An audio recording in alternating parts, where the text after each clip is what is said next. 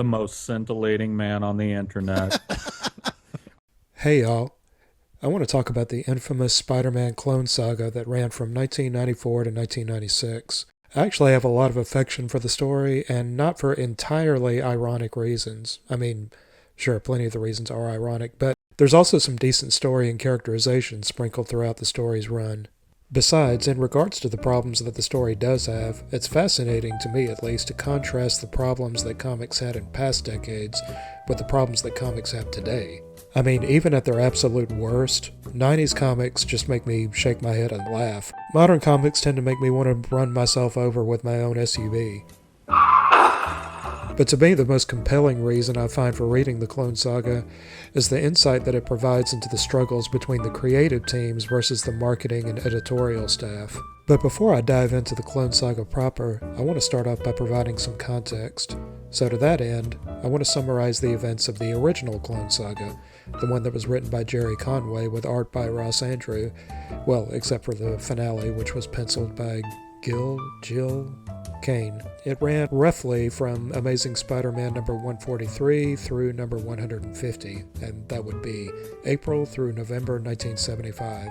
Looking back, it's kind of shocking to think about a comics event of this much significance and status, and how it provided so much fodder for so many stories to come, and yet it was confined to a mere 8 issues of a single comic series. The story was told, then it was over and done with.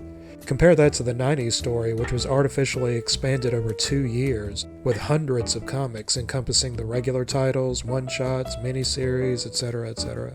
So what do you need to know going into this story? Basically just this. Amazing Spider-Man 121 and 122, also written by Jerry Conway with art by the aforementioned Jill Kane, released in March and April 1973. In ASM 121, Peter's longtime girlfriend, Gwen Stacy, was tragically killed by the Green Goblin, aka Norman Osborn, though there's substantial evidence that Peter accidentally killed Gwen himself when he abruptly stopped her fall with his web line. In ASM 122, Pete nearly beats Osborn to death in a grief-fueled rage, only for Osborn to accidentally kill himself, impaled with his own Goblin glider. Amazing Spider-Man number 143, April 1975. First off, the reason I said the story roughly begins with ASM 143 is because it's actually kind of difficult to find a clean starting point. It's a little tricky because of all the ongoing plot threads, and here's a great example on the very first splash page that we have here. Pete's not againning about thinking he sees a girl who looks like Gwen. Well, somehow she disappears before the superhumanly fast and agile Spider-Man can catch up to her.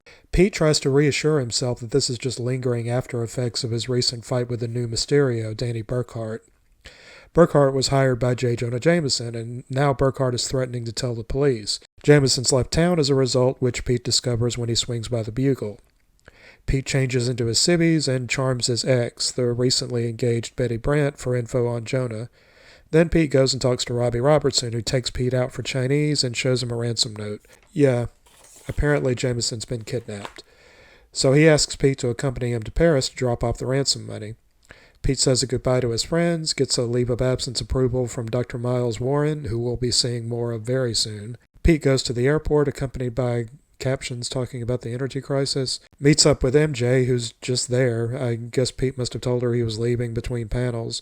Well, to be fair, she has to be there for an important scene. So Pete asks why MJ calls him Tiger. She gives him kind of a belittling response, and Pete responds by showing her how wrong she is.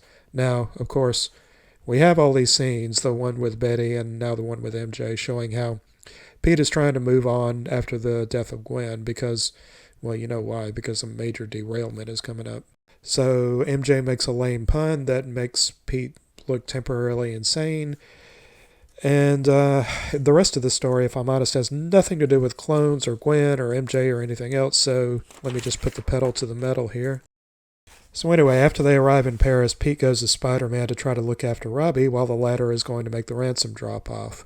Well, as expected, and Pete has to come in to fight off these goons who are working for this guy. He calls himself the Cyclone and immediately demonstrates why by bringing the entire building down on top of Pete. See you next time. Excuse me. Ugh.